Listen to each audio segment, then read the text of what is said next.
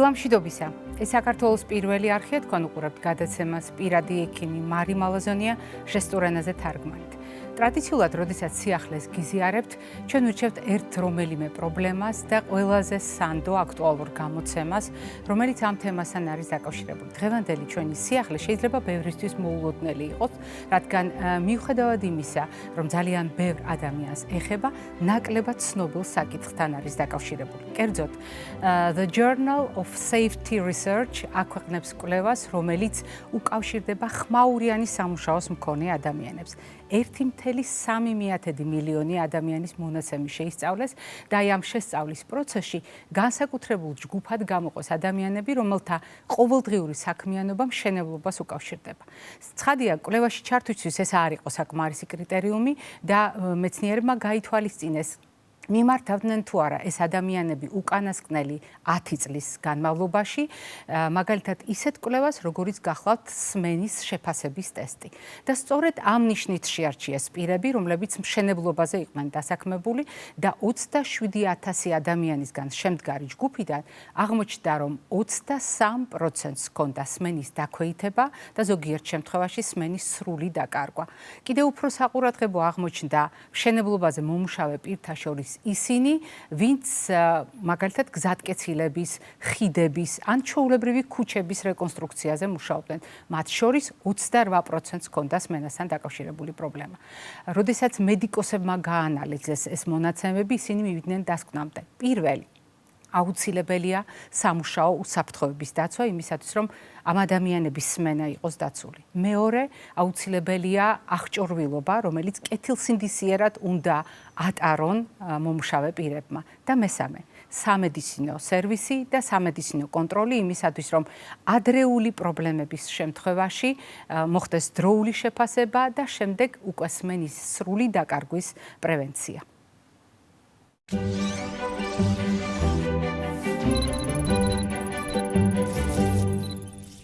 მე შემთხვევით არ გამოვიყენე დღევანდელი გადაცემის შესავალში სიახლე, რომელიც სმენას უკავშირდება. დღევანდელი ჩვენი სიახლე არ გრძელდება ძირითად საუბარში, მაგრამ აქტუალობა სმენასთან დაკავშირებით არის ხაზგასმული. რატომ? როდესაც ჩვენ ამა თუ იმ პრობლემაზე ვსაუბრობთ, ჩვენ ცალკე შეგვიძლია თვითკმარი თემა ავირჩიოთ, მაგალითად სმენის ხარვეზები ან სმენის დაკარგვა. მაგრამ დღევანდელი ჩვენი საუბარი გულისხმობს სხვადასხვა პროფესიის გამოცდილების გამთლიანებას და განსაკუთრებით იმის გააზრებას, რომ შეიძლება სმენა დაზარალდეს მდგომარეობით, რომელსაც ალერგია ჰქვია. ერთი მხრივ ჩვენ ვიცით, რომ შეიძლება ჩვენ გქონდეს გადაჭარბებული რეაქცია რაღაც ნივთიერებასთან ან ნივთიერებასთან ასოცირებულ ინფორმაციასთან, მაგრამ არის თუ არა ამ შემთხვევაში საყურადღებო სმენა, დარწმუნებული ვარ, ამაზე ინფორმაცია არ მოგისმენიათ. მოდით დღეს ვცადოთ და ეს ხარვეზი შევავსოთ და შევავსოთ ჩვენი გადაცემის მეგობართან ერთად, რომელიც დღეს ჩვენი სტუმარია. იგი გახლავთ იმუნოლოგ, ალერგოლოგი, მედიცინის დოქტორი ბატონი ბიზინა კულუმბეკოვი. ბიზინა, დილამშვიდობისა. მოვზანდით. დილამშვიდობის.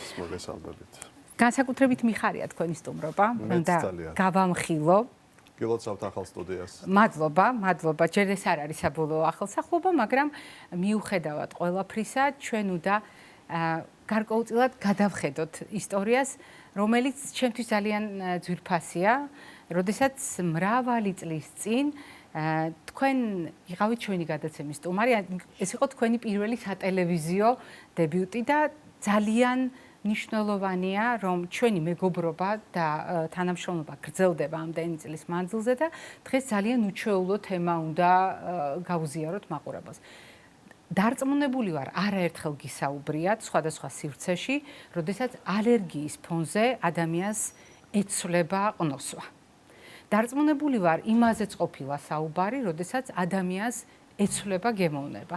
მაგრამ ერთი შეხედვით ძნელად წარმოსადგენია, რატომ შეიძლება ალერგია, ალერგიული რეაქცია ან რომელიმე ალერგიული დიაგნოზი დაკავშირებული იყოს, ან ასოცირებული იყოს, ან რაღაც ბმაში იყოს სმენის ხარვესთან. მოდით გავარკვიოთ საზოგადოება, ჩვენ შეგვეშალა თუ საზოგადოება არ არის ამ წუთისათვის ამ თემისთვის მზად. მოდით ჩვენი ინფორმაცია ესე გავუზიაროთ, რომ მომავალში ამ თემასაც მიაქციოს ყურადღება. კი ბატონო, კიდევ ერთხელ დიდი მადლობა მოწვევისთვის. ეს ძალიან საინტერესო და აქტუალური საკითხია. თორე სმენა ზოგადად ძალიან მნიშვნელოვანი, ასე ვთქვათ, პრობლემა შეიძლება იყოს და შესაძლოა ეტიოლოგიური მიზეზის ძიება, რასთან შეიძლება იყოს სმენასთან დაკავშირებული პრობლემები, ეს ზოგადად შეიძლება ითქვას მედიცინის გარკვეული პრობლემაც გახლავთ. ერთ-ერთი წამყვანი მიზეზი, სანამ ჩვენ გავიგებთ, რატო შეიძლება იყოს ალერგია სმენასთან ურთიერთკავშირში და უჩვეულოდ ალბათ ეჩვენება ჩვენს მაყურებელს, ახლა ვინც გვიყურებს და გვისმენს, გახლავთ ის საკითხი, რომ ანატომია არის აქ ყველაფრის გამსაზღვრელი და გადამწყვეტი და ამაზე ალბათ უნდა გავაკეთოთ კომენტარი. ჩვენი ორგანიზმი მოწყობილია ისე, განსაკუთრებით ცხვირისა და ყურის ნაწილი, რომ ისინი ერთმანეთს ანატომიური კავშირით, ანუ ევსტაქის მილით უკავშირდებიან. ევსტაქის მილი შუაყურიდან მიემართება და ის ცხვირხახაში იხსნება. აი სწორედ ეს დამაკავშირებელი ხიდა კი, რომლის ფუნქციასაც ვიტყვი ორიოდე სიტყვით, ეს ძალიან მნიშვნელოვანია, მისი ევოლუციური დანიშნულება გახლავთ დაფისაბკის ერთ და მეორე მხარეს თანაბარი წნევის უზრუნველყოფა.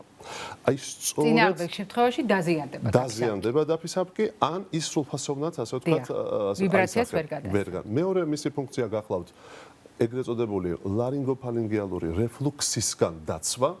რადგან ცხვირხახის სეკრეტი არ მოხვდეს შუაყურში და მესამე მხრივ ზოგადად შუაყურში წარმოქმნილი სეკრეტი უნდა გადმოედინოს ცხვირხახაში, რომ ეს კლირენსი, ანუ სეკრეტი ნორმალურად თავისუფლდებოდეს. აი სწორედ აი ამ ნაწილში არსებული ნებისმიერი პრობლემის წარმოქმნა, რომელიც მე დავასახელე, სათავე შეიძლება გახდეს ყურის და სმენის არასრულფასოვანი, ასე ვთქვათ, მუშაობის. ყველაზე მნიშვნელოვანი, სადაც ჩემი როგორც დარგის პრობლემა იკვეთება, რა თქმა უნდა, ეს არის ევსტაქის მილის დისფუნქცია, ობსტრუქციული, ანუ დახშობითი ტიპის.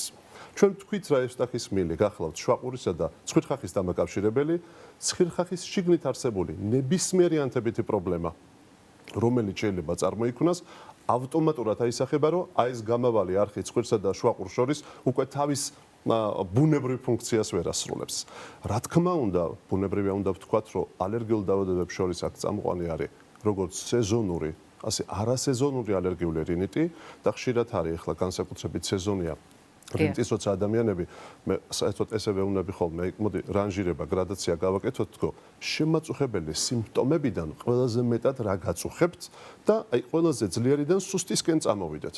უმრავლესობა იტყვის რომ მაწუხებს ცხვირის გაჭედვა ან ძალიან ძლიერი სურდო, შემდეგ იტყვიან ხოლმე მაწუხებს ქავილის შეგრძნება და აი მესამე მეოთხე ადგილს ხშირად ინაწილებს შეიძლება ასე ვთქვათ ყურის დაგუბებისა და ასე ვთქვათ არასრულფასოვანი სმენის შეგრძნება, რასაც ძალიან ხშირად აღნიშნავენ. ზოგჯერ ხმაურისაც ხო? ხმაური შეგრძნება, რასაკვირველია, სისავსის შეგრძნება და ეს იმდენად დისკომფორტს უქმნის ადამიანებს, რომ ერთ-ერთი წამყვანი სიმპტომია. რასაკვირველია, ასევე ჩვენ არ უნდა დაგვავიწყდეს, რომ სმენასთან და ალერგიის, აი კლასიკურ სიმპტომატიკასთან დაკავშირებით, ასევე შეიძლება იყოს სხვა რიგი დაავადებები, მაგალითად ჩვენს დარგში შემოდის დაავადება, რომელსაც ვეძახით ასპირინით გამწვეული რესპირაციული დაავადება, რომელიც შეიძლება ისე ახდენდეს ლორწოვანი გარსის დაზიანება სინუსებიდან დაწყებული ცხვირხახის მიდამოთი, რა თქმა უნდა ეს ავტომატურად აისახება ამ ევსტაქის მილის დისფუნქციით და ბუნებრივია სმენასთან დაკავშირებული და სხვა ხმიანობასთან დაკავშირებული პრობლემებით.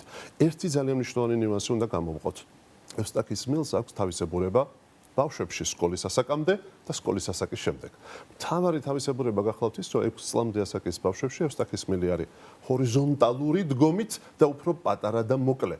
შესაბამისად, ძალიან მარტივია ევსტაქის მილიდან და ცხვირხახის არიდან ინფექცია მოხდეს შუაყურში. ანუ შუაყურის ინფექციების ძალიან დიდი კასკადი და ხშირად მეორე მხრივ ობსტრუქციაზე როცა ვსაუბრობთ, ბავშვთა ასაკში არ დაგვავიწყდეს ადენოიდური ვეგეტაციები, რომელიც მეორე მხრივ ცხვირხახის არეში დაახშობს ევსტაქის მილს, შექმნის დისფუნქციას და სმენასთან დაკავშირებულ პრობლემებს. ამიტომ როდესაც ჩვენთან მოდიან დიდები თუ პატარები და განსაკუთრებით პატარების მშობლები, ყოველთვის ვამაყურებ ყურადღებას. ხმამაღლა ხო არ უსმენს ტელევიზორს, სხვადასხვა ტიპის აქტივობას, ანუ სმენასთან დაკავშირებული პრობლემები ბავშვთა ასაკში ხშირად მშობლებს შეუმჩნეველი ხდებათ, იმიტომ რომ განსაკუთრებით როდესაც არის ობსტრუქცია, როდესაც არის ძილის ობსტრუქციული აპნოე ადენოიდებთან ასოცირებული და ლორწოვანი ძლიერი შეშუპება ცხვირხახის და ალერგიული რინიტი მათ შორის, რა თქმა უნდა, ექსმენის პრობლემები, აი ჩაკითხვის თვალსაზრისით, ანამნეზის სკრუპულოზური შეგროვების თვალსაზრისით ჩემმა კოლეგებმა განსაკუთრებით და ჩვენ ეს უნდა გავითვალისწინოთ. ამ ეს არის ძირითადი ნოზოლოგიური ფორმები, ალერგიული რინიტი, სეზონური, არასეზონური, ვეგეტაციები ადენოიდური, აი რაც თქვი ასპირინთან ასოცირებული რესპირაციული დაავადება, შეიძლება იყოს ასევე, რადგანაც ჩვენ იმუნოლოგიური გრიფიც გვაქვს ჩვენს პროფესიაში, არსებობს დაავადებები, მაგალითად არის მშრალი სინდრომი, ანუ შოგრენის სინდრომის ცნობილი. მაგალითად არის გრანულომატოზური ვასკულიტის ფორმები, რომელსაც ჩვენ ვიცნობთ ვეგენერის გრანულომატოზით. ეს არის მდგომარეობები, როდესაც ზედასასუნთქი გზები ზიანდება და რადგანაც ამ დროს ცხვირხახის ლორწოვანი ჩართულია და ვეგეტაციებიც კი შეიძლება წარმოიქმნას ცხვირხახაში, აი ესეც ბუნებრივი ევსტახისმილის შიდა ნაწილის დახშობას იწვევს. ამიტომ, როდესაც ყოველთვის ესე ჯობია, მარტივიდან უნდა დავიწყოთ შეფასება და როდესაც რეფრაქტერული ხდება. ბუნებრივია ხშირად ისმის კითხვა, რამდენი ხანი უნდა დაველოდო, რომ ამ ტიპის ძიება დავიწყოთ უსმენასთან, ხმაურთან, დაგუბებასთან, ტინიტუსთან და ასე ვთქვათ, სისავსესთან დაკავშირებული პრობლემები მაქვს. ზოგადად მიიჩნევა, რომ 2 კვირის განმავლობაში შეიძლება ბანალური და მარტივი გაცივებასთანაც კი იყოს ეს ასოცირებული, მაგრამ თუ 2 კვირიანი პერიოდის შემდეგ არ ქრება ეს პრობლემები, რა თქმა უნდა, პაციენტი მიდის ოტორინოლარინგოლოგთან და მათი უდიდესი ნაწილი, რა თქმა უნდა, რთავს ალერგოლოგს დახმარებისთვის, რათა ერთობლივი მკურნალობით და მიდგომით პაციენტის ცხოვრების ხარისხი უკეთესი გავხადოთ. თქვენ მიხვედით იმ ზღვართან, სადაც ძალიან მნიშვნელოვანი კითხვა ექნება, თქვათ ნებისმიერ ოჯახს. მე რა მაქვს ხედელობაში, როდესაც თქვენ საუბრობდით ერთი მხრივ თავად შესაძლო პრობლემებზე, რომელიც სმენის ხარვეზით გამოვლინდება ალერგიული დაავადებების ფონზე და მეორე მხრივ ასაკობრივ თავისებურებაზე მიანიშნეთ, თქვენ რას საკვირველია ხაზი გაუსვით ერთი მხრივ ანატომიურ თავისებურებას, რომელსაც ვერ გავექცევით და ჩვენი განვითარება გულისხმობს სწორედ ამ ანატომიური ეტაპების, ანატომიური ცვლილებების და გარდაქმნების ეტაპის გავლას, მაგრამ მეორე მხრივ გულისხმობს სრულიად ლოგიკურ დამოკიდებულებას.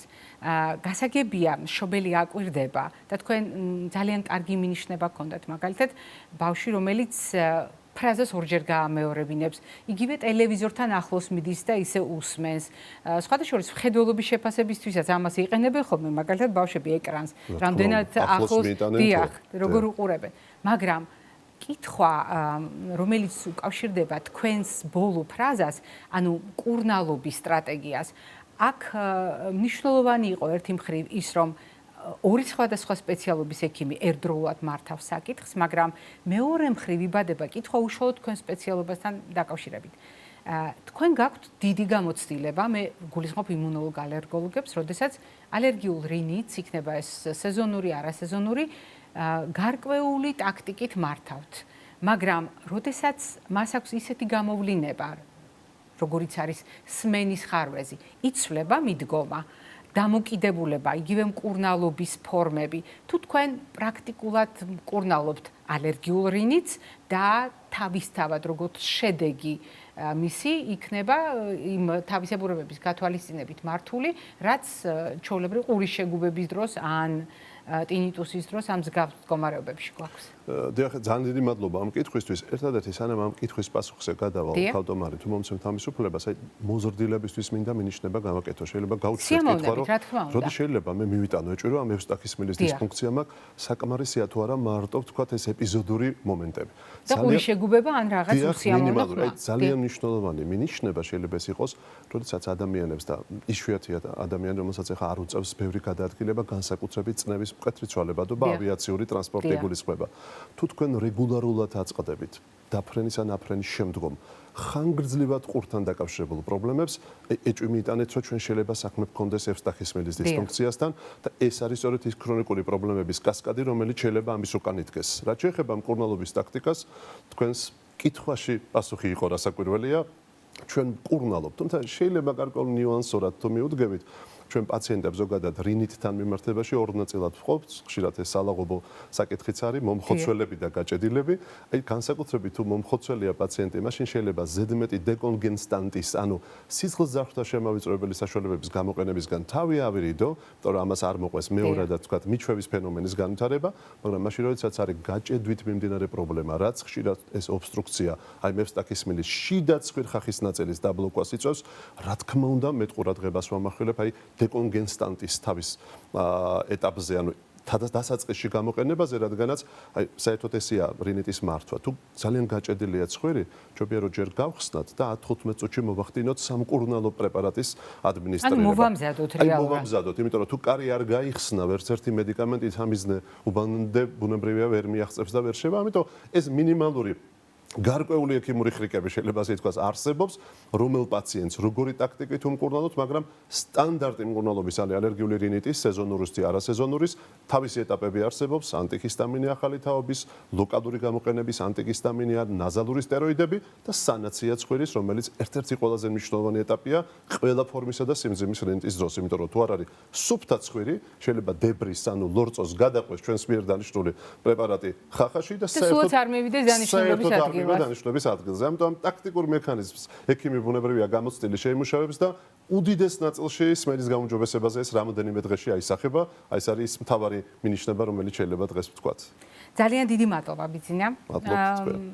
ჩვენი მეგობრობა რასაკვირველია გრძელდება, თუმცა დღევანდელი ჩვენი გადაცემიდან მე ვფიქრობ მაყურებელმა თავარი რამ შეიმეცნა და დაიმახსოვრა ის, რომ დიახ, ალერგიული მდგომარეობების დროს, განსაკუთრებით მაგალითად სეზონური ან არასეზონური ალერგიული რინიტის დროს, შეიძლება დაზარალდეს სმენა. შეიძლება გქონდეს ყურის სავსეობის განცდა, შეიძლება უსიამოვნო ხმაურის გქონდეს, მაგრამ ეს არ არის საშიში მდგომარეობა და რომ ასეთ შემთხვევაში ძალიან მნიშვნელოვანია ჩვენს კოლეგებთან კონსულტაცია და თქვენი სპეციალობის ექიმებთან კონსულტაცია იმისათვის, რომ ძალიან მშვიდად ნარად გაიარონ ეს ეტაპი თვითონ ძირითადი პრობლემის მართვაც და მისი ერთ-ერთი შედეგი სამ შემთხვევაში გაუარესებული სმენის აღდგენაც ადვილად მოახერხონ.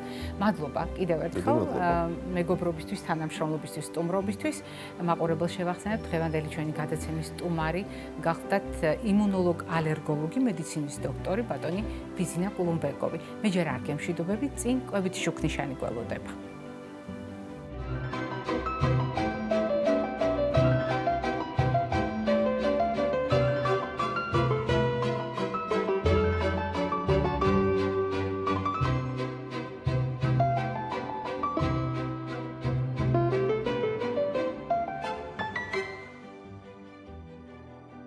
დღევანდელი ჩვენი თემიდან გამომდინარე ლოგიკური იქნებოდა გვესაუბრა კვებითი შუქნიშანი როგორ მიესადაგება სმენის პრობლემებს და ამაზე არაერთხელ გვისაუბრია ადრეც და დღესაც შემიძლია შეგახსენოთ. რასაკვირველია, არსებობს საკვები პროდუქტები და საკვები ნივთიერებები, რომელთა ნაკლებობას შეუძლია დააზარალოს სმენა.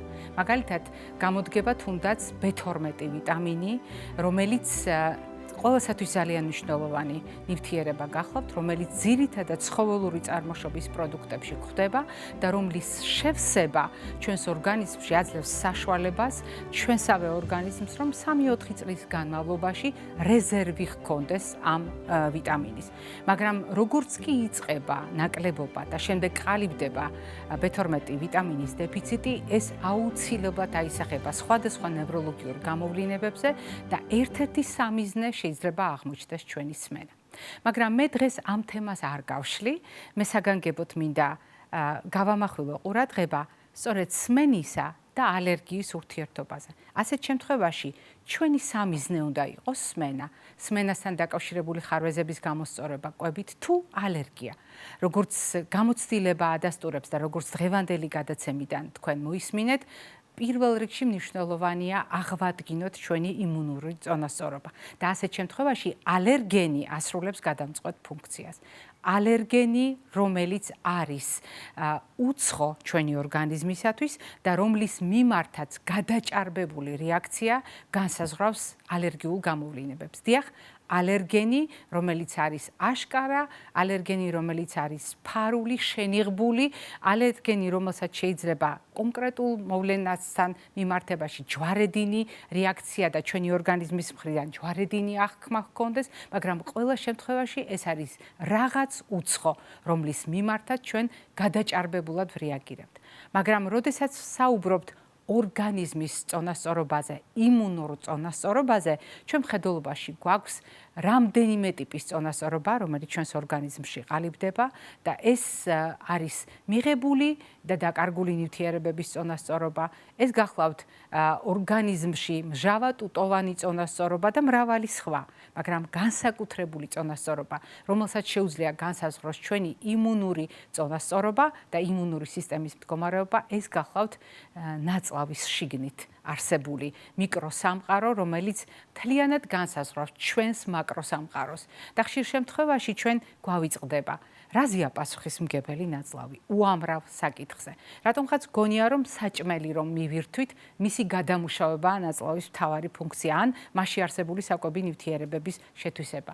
არა და სწორედ ნაწლავის დამსახურებით ჩვენ ვართ კარგ ან ცუდ გუნებგანწყობაზე, იმიტომ რომ მასში წარმოქმნილი ნივთიერებები განსაზღვრავს ამ ყველაფერს და სწორედ ნაწლავი და მასში არსებული სტრუქტურები განსაზღვრავს იმას, რომ იმუნური პასუხი ყალიბდება ნაწლავის ამინდის შესაბამისად, რომ ნაწლავი არის პასუხისმგებელი 70-დან 90%-მდე იმუნურ პასუხზე და იმუნური სისტემის მდგომარეობა ბევრად არის დამოკიდებული ჩვენი ორგანიზმისა და ნაწლავის შიგნით მიკროსამყაროს ურთიერთობაზე. ამიტომ გამოდის, რომ ჩვენი ორგანიზმის ჯანმრთელობისათვის, მათ შორის ალერგიის ფონზე განვითარებული სმენის ხარვეზის აღდგენისთვის, გადამწყვეტი არის წონასწორობის აღდგენა, რომელიც შეიძლება განვიხილოთ ერთი მხრივ, როგორც ნაწლავისა და დანარჩენი სისტემების ურთიერთობა, მაგრამ არ უნდა დაგვავიწყდეს ასეთ შემთხვევაში მთავარი,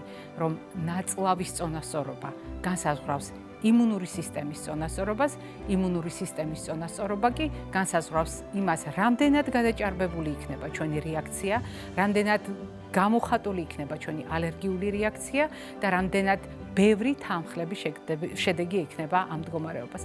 ეს იყო დღევანდელი ჩვენი გადაცემა. ტრადიციულად გემშვიდობებით და ჯანმრთელობას, დღეგრძელობას გისურვებთ.